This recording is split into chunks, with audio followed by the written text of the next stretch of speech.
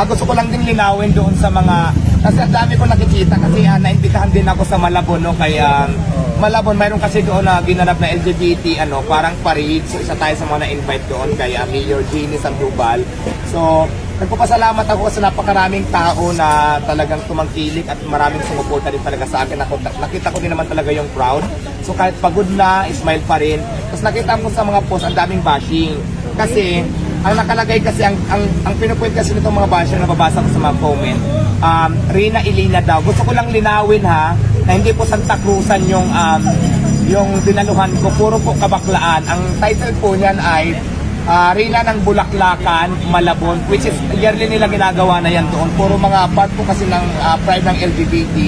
Di ba may LGBT man kami, yung parang ganon. So celebration ng mga bakla yun. Hindi po kami nang babastos kung ano man po yung nirespeto po natin yung ating mga relihiyon pare-pareho. Ano po yan? Parin po yan ng Kabaklaan.